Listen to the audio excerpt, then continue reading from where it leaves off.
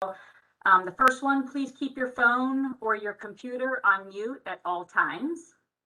If you do have questions, please enter them into the chat box and we'll pause periodically throughout in order to address them.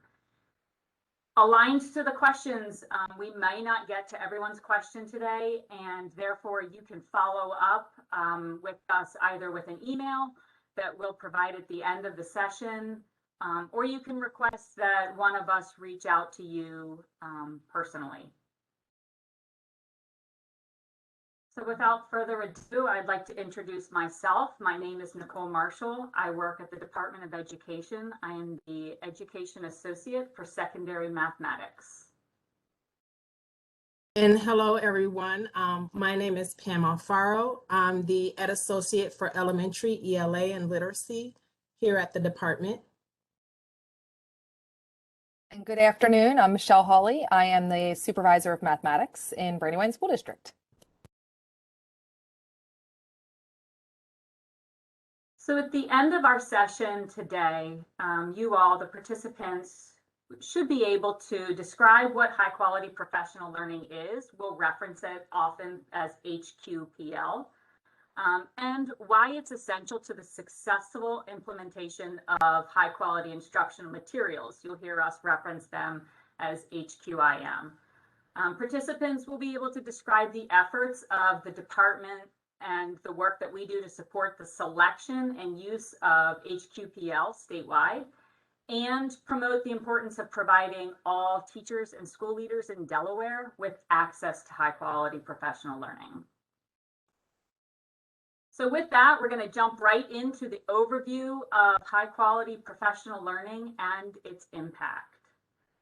So Delaware has a clear instructional vision, and that vision is that every student should leave school ready for success in college, career, and life.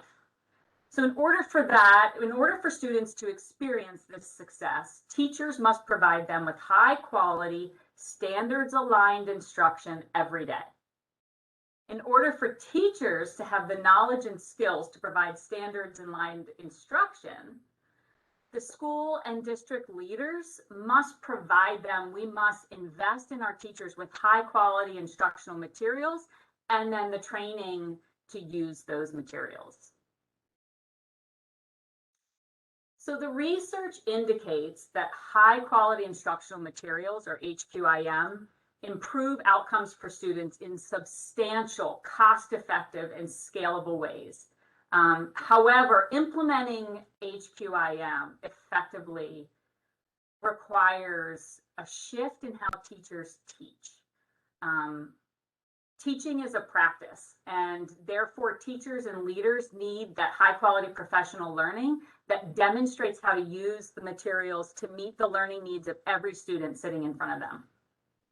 High quality professional learning deepens educators' understanding of what to teach and how to teach it by being connected to the instructional materials that the teachers are using in front of them. So at the Delaware Department of Education, we define high quality professional learning to have these 5 criteria. HQPL is specific. It deepens the educator's understanding of what to teach and how to teach it because it is specific to the resource that's in front of them. It is relevant. High quality professional is relevant. It's connected to the instructional materials that the teachers are expected to use. It's not isolated in just blanket teaching strategies that are unrelated to what the students are learning. It should be relevant to a teacher's subject area and the grade level that they're teaching as much as possible. High quality professional learning is equitable. It helps teachers make smart, deliberate adaptations to their instructional materials so that all students, every student has the appropriate support that they need. And it also takes into consideration the educator's needs and the learning that the educator wants to be able to participate in and practice through. So it's an equitable practice for every teacher. High quality professional learning is ongoing. It's provided regularly and often throughout the year to ensure educators receive that support that they need. This happens with professional learning sessions, ongoing coaching, and it continues beyond that first year into all future years. Again, I stated teaching is a practice, and so we are always ongoing in our professional learning. And the last piece is high quality professional learning is engaging. It creates an engaging space in which educators can ask questions, they can think collaboratively, they can collaboratively develop and discuss ideas, they can practice new skills, receive feedback from others, reflect on their learning. This is a collaborative opportunity for teachers to engage in. So setting up teachers for success helps ensure student success. And high quality professional learning ensures that teachers know the lesson content and structure inside and out to effectively teach students and engage them in their own learning. High quality professional learning ensures that teachers have ongoing support on their HQIM to address the arising needs that their students have throughout the year and from year to year. As students change within the classroom. High quality professional learning also ensures that teachers feel supported and more confident in their teaching, which leads to an increase in job satisfaction and retention. Again, it's investing in our adult learner.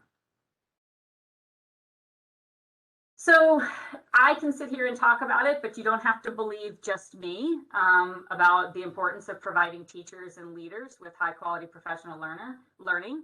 We have, we're going to hear from a couple of our district supervisors to share a little bit about what they have to say.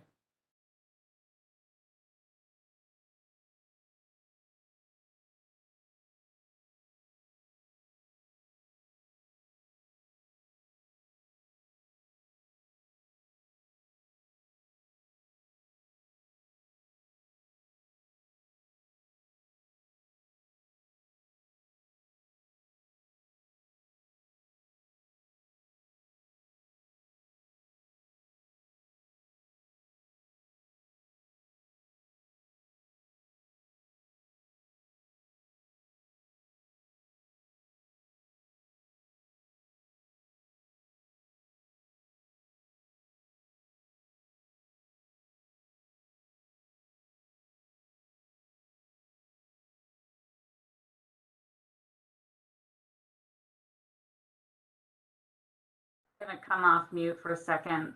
We're not hearing sound. I can't hear it, and I see a couple people in the chat as well. So let's start that again and try it over. Sorry about that.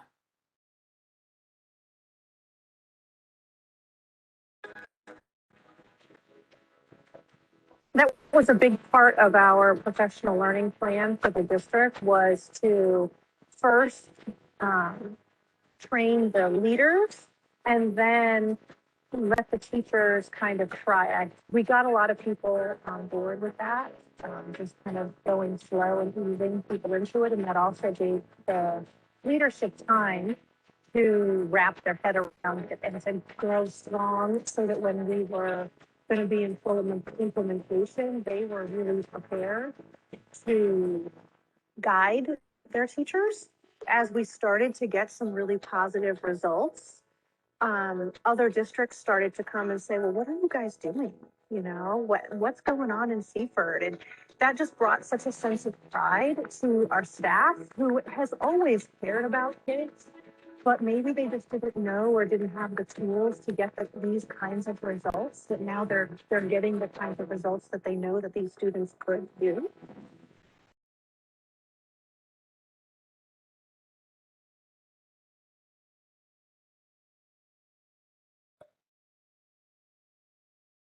So now we want to take a closer look at another one of our districts that has made a significant investment in HQIM and the professional learning, the HQPL.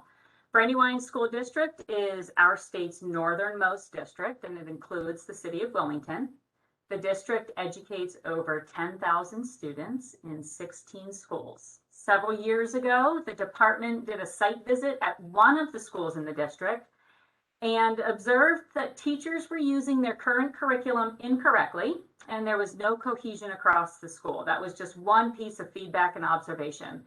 And this could be interpreted as the cause of students not mastering grade level content and the school's low test scores in mathematics. The teachers considered that as one of those interpretations. And after the visit, the teachers reflected on the feedback they received from the Department of Education and asked the district for better materials. They came out and asked for it. The school chose illustrative mathematics, and then following that, the other two middle schools followed suit. So I'm going to introduce Michelle Hawley. Again, she's the supervisor for mathematics at Brandywine School District. I will ask that if you have any questions to drop them in the chat, and we'll pause after she shares to go through any of those questions before we move on. Michelle? Thank you.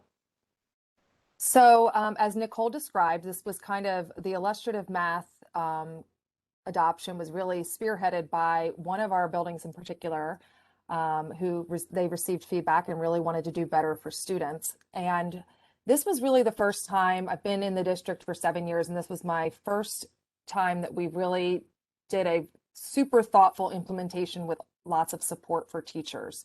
So we actually paired up with the University of Delaware Professional Development Center for Educators, the PDCE, to provide ongoing training and support for teachers. So we had a couple of things that we did that I think were very strong. First and foremost, we had that first year of training. We had 8 days of training before the teachers even came back in August on the materials. So they unpacked the routines, the structures of the unit, any of the practices that they were going to be using, understanding the why and the vision behind the materials. 8 days of that before they even started really the unit trainings. So then throughout the year, we had another 8 days of training year one, and we had planned for 8 days of training in year two, which was interrupted by a pandemic. Who could have seen that coming? But almost all of my teachers engaged in all of that PD time. And the other really special thing was that we had our math supervisors in each building, the administrators who oversee mathematics were side by side with their teachers throughout almost all of those trainings as well. So that was a really important connection for teachers to understand that this was important enough, A, that we were investing this time and money in them, but also that their administrator was sitting side by side with them. So we worked on, throughout the year, we unpacked each of the units. This was also an opportunity for teachers to actually discuss the assessments, the scoring, and then we actually embraced a concept of allowing students to retake assessments as well when we adopted the new set of materials. So there was a lot of collaborative work happening in addition to training in year one.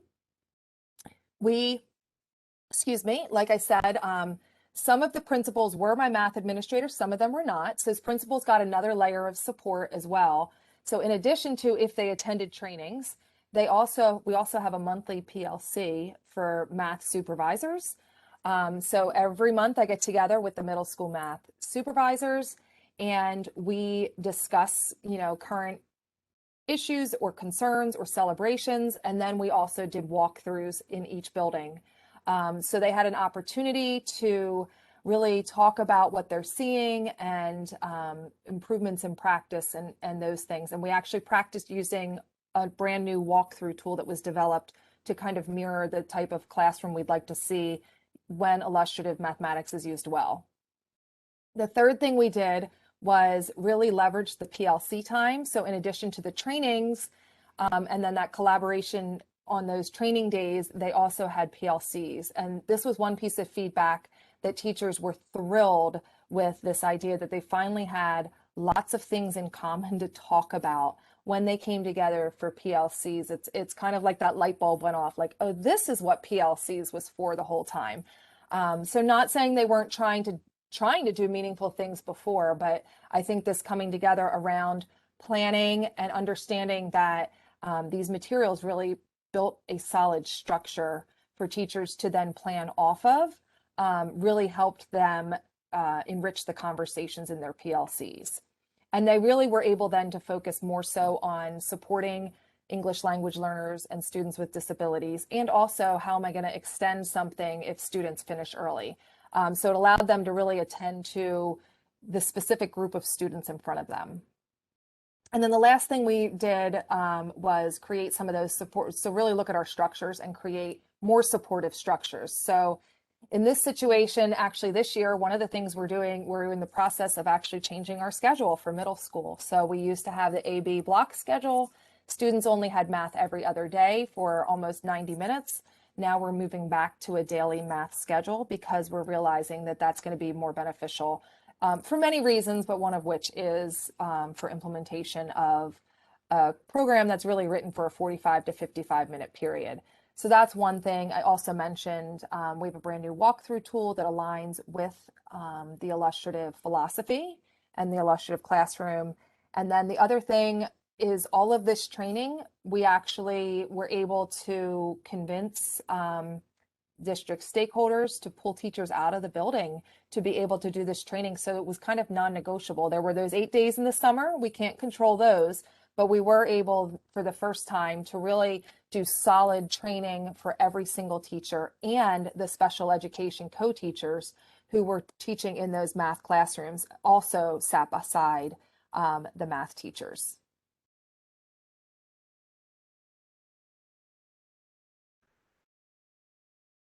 So impact has been a little bit challenging because we don't have super strong data because 2018-19 was our first year of implementation. In 2019, we changed our data system to, our screening system to map from STAR, and then the pandemic hit, so who knows what that data really means anymore. But as we look at some of the other impacts that we did see, we have seen a much stronger connection to the practices and commitment to the materials just in general. And I think that this carried through even in the pandemic. What I noticed was most of those teachers didn't want to leave the materials. They understood the value of having high quality materials and were really committed to using those, even despite the fact that we were in the midst of the pandemic. And what they were really doing was problem solving to figure out how to keep those materials in students' hands.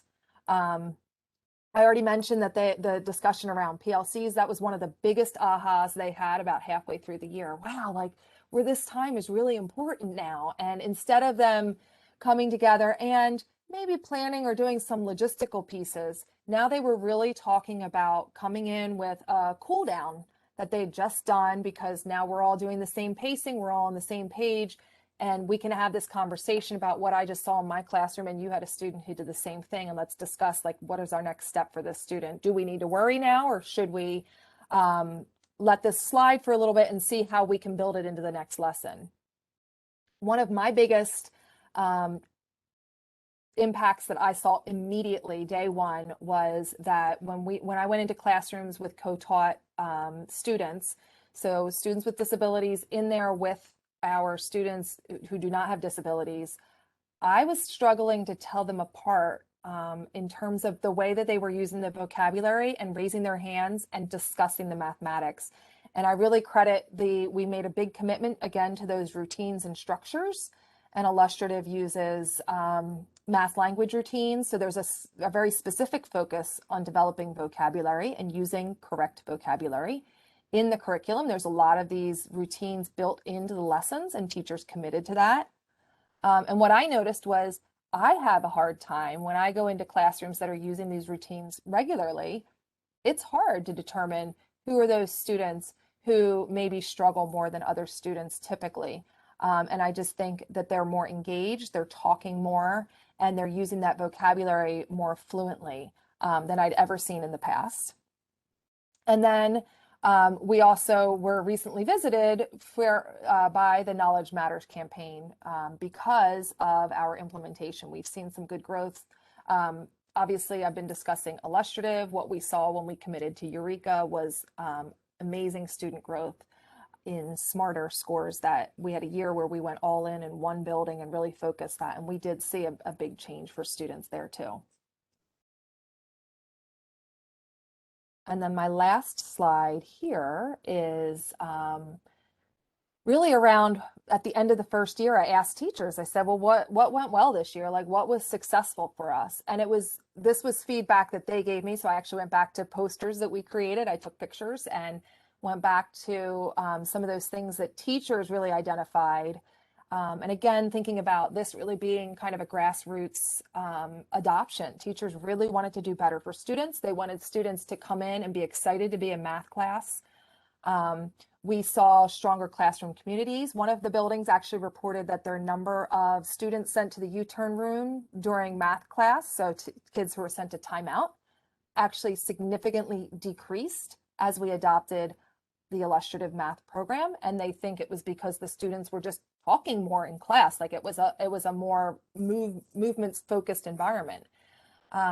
So teachers even reported students were talking and arguing politely about the mathematics. So they were invested. They were willing to get up and do the math on their own. They were getting engaged with using those tools and not having to be told how to use them. They were really becoming more independent. Year one, we did see some increases in our STAR scores, but again, we only have 1 year of data with that. We saw in walkthrough that the strategies were being used consistently by students and by teachers. So that was a really positive thing when we saw students doing walkthroughs. We would see students using those strategies or those tools, and that to me said that they were really being used when we weren't walking through the classroom. Teachers were really committed to using those materials throughout as a means of providing that support for students. And we also noticed that teachers started to feel more comfortable going back to those supports when students were struggling, instead of just trying to jump ahead to an algorithm. We definitely, the teachers said, you know, I grew so much. I learned so much. My practice grew so much, so that pedagogical and content knowledge definitely increased, as they reported anyway. And then they really felt like this was huge for struggling students. And I think we had some skeptics, and I think we still do have some skeptics, I'll be completely honest, but this idea that we really committed to providing more equitable facilitation for students, that multiple entry points and multiple solution pathways, and really getting teachers to engage in thinking about why students picked those pathways and why would they choose this representation and what would be the next place you would kind of nudge them to go if they're using this representation. And I think that really helped to build that scaffolding in, but also we were always thinking about, like, how are we going to take it away down the road, right? So we're not just keeping it there permanently. And then I think I mentioned already too, this idea that for our struggling students, and for all students actually, we offered this opportunity to retest. So we really viewed this as an opportunity to revamp our entire system. We took a growth mindset for our teachers. This isn't perfect. You're going to learn and grow, and there are going to be mistakes. We modeled that for the teachers. The teachers modeled that for the students. And then we also engaged in these retest opportunities, with this idea being that this is all about growth. So if we want you to learn and grow and want you to be successful, we're going to support you in showing us that mastery, even if it's not on the day that we gave that first assessment. So we've really tried to embrace this philosophy throughout all of the decision making around the illustrative program as we brought it in. So that's kind of a summary of where we've been. We have a lot of work left to do now in the wake of the pandemic, so we'll see what next year brings. But I appreciate being able to share some ideas with you or some thoughts. Thank you. And I always greatly appreciate hearing from you and our district leaders. I know Kelly shared in the video, and hearing not only the impact that the work with leaders, I heard both you and Kelly reference that leadership was involved, the growth mindset and creating that space for teachers to learn, and then seeing how it resonates down through students is awesome to hear. So thank you. I'm looking through the chat and I don't see any questions, but I'm just going to pause here briefly to see if there are any questions that somebody is typing in now for anything they've heard or anything that Michelle shared, if they have any specific questions, and then we'll move forward.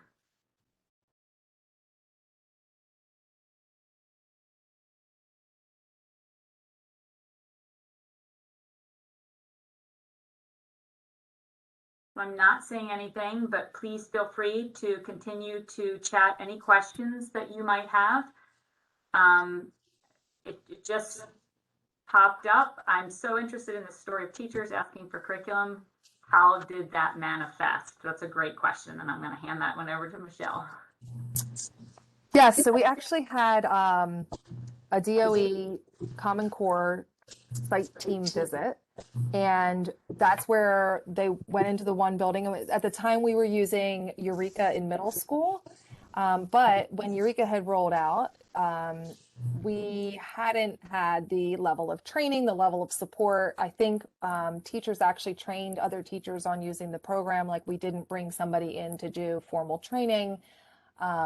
So when this walkthrough happened and they got feedback that said, wow, everybody's doing something different, and this sixth grade classroom is not really getting the same experience as this sixth grade classroom, the teachers really reflected on that and said, you know what, we need a program that's going to help us all come together and do what's best for students. And we want to make sure that it's going to be a really high quality set of materials. So that's how it kind of all started. And it was really going to be one building. And then as word got out that one building was going to adopt a new set of materials, and that just we weren't having that in the other buildings. So they kind of quickly, you know, some of the other teachers jumped on board and said, wait, we want to do that too. So I have teachers from other areas that had some experience with problem-based curriculum and really wanted to go that direction too. So that's kind of how it happened. So it was a really interesting experience to have them. And they really have wanted, I mean, at least in year one, there was a lot of desire to have, they understood. So we kind of studied the opportunity myth. So they got this idea that it was really important that we were doing similar things. The content's the same and the rigor is the same in every classroom. What the teacher brings to the classroom is the art of the relationship with students and the questioning, right? So they were really committed to having very similar pacing, assessments. Like, they wanted this because they wanted to see what happens if we do everything you're telling us to do, all these best practices, what's that going to do for students? So that really came from them.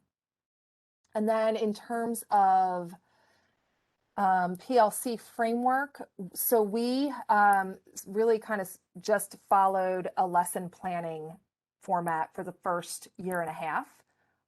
So they've been unpacking the goals of the lesson and then looking at planning that with their team based on their student formative data. So we don't have a specific, I mean, we have a template that they use, but it's not it's kind of been pulled from different places. But they do follow a planning agenda, or they have been in the past.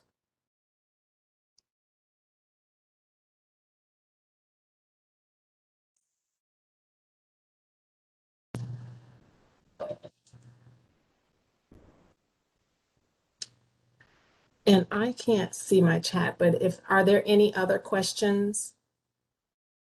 Nicole, do you see if there are any other questions for? No, there aren't. Okay. So we would really like to thank you, Michelle, for sharing Brandywine's successes in the adoption and implementation of your of illustrative math. Your commitment to ensuring that students have access to HQIM and that your educators are prepared to deliver great instruction is really to be commended. That investment in the initial and ongoing professional learning and coaching for your teachers and administrators was essential for building sustainability and capacity with your instructional materials. And to be able to have established that prior to the pandemic, and once we come kind of out of this, to kind of see how that helps and holds you up as you move forward, but to look at how you're addressing things at your systems level through your PLCs and your scheduling, and really making those enabling conditions for that HQIM to be lifted up. So thank you so much for sharing with us.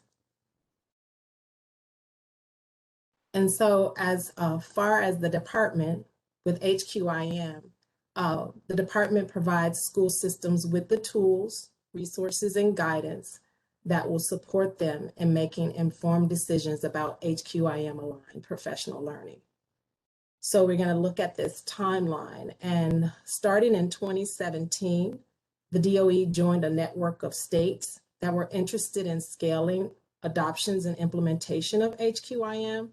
And that was sponsored by the Council of Chief State School Officers, This network actually provided the DOE with best practices on how to support schools and districts in the implementation of HQIM and the opportunity to troubleshoot common challenges and solutions, which one of those challenges was around HQPL. Once you receive the HQIM, then you definitely want to be able to have that accompanying professional learning.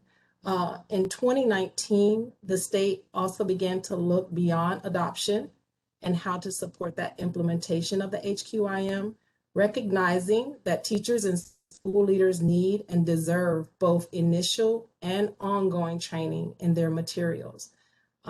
As Michelle said, you become more confident, the educators became more confident in wanting to access the training and be able to use the materials better. We began by redesigning the state's Reimagining Professional Learning grants to encourage districts to provide high quality professional learning to teachers and school leaders. So then we're going to go to 2020, which was a rocky year, as we all know.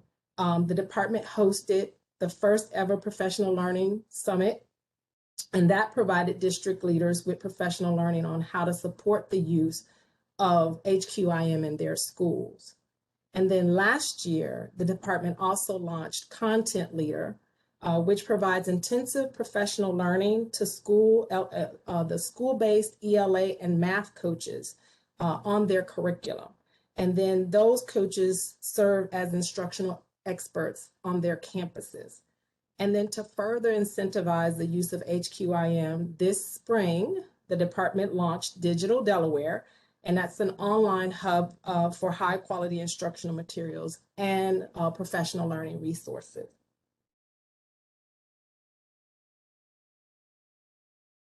And so now we're going to take a closer look at one of these initiatives to see how it supports the department's efforts to scale high quality professional learning.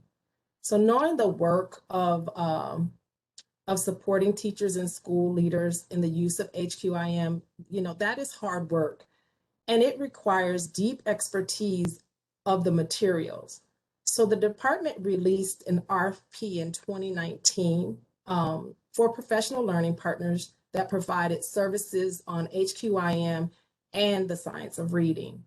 And so after careful review of the proposals, the department released the Delaware Professional Learning Partner Guide, and that was released in 2020, right ahead of that summit, so that we could point schools and district leaders to a list of top-rated providers. So this guide identified partner organizations who have the expertise and abilities to provide the professional learning and coaching needed to help our educators provide curriculum-aligned instruction.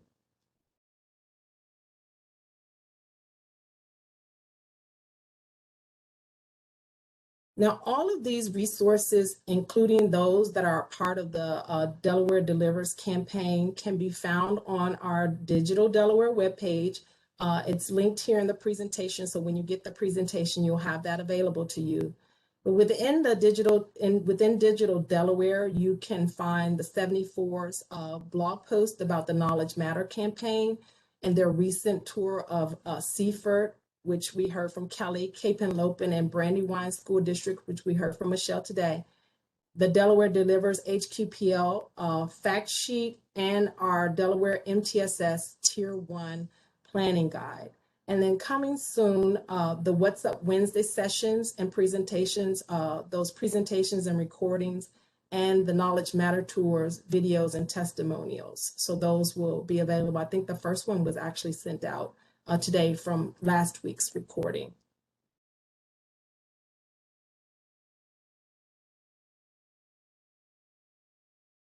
And so as we close out this webinar, we ask that you please mark your calendars to join us next Wednesday on July 28th at 3 p.m. for the third session of our What's Up Wednesday series on supporting diverse learners through high quality instructional materials. And again, Michelle spoke to this about supporting students with disabilities and their EL students through their high quality instructional material, going in and doing observations and not really knowing which students were struggling. So next Wednesday, we're going to focus and spotlight supporting our diverse learners. If you haven't already done so, make sure that you register today for this session, and we'll have a final session in the series on promoting HQIM on social media. And that's going to be on Wednesday, August 4th. So we'll be sure to send out a copy of today's presentation and the What's Up Wednesdays flyers so that you have access to all these links.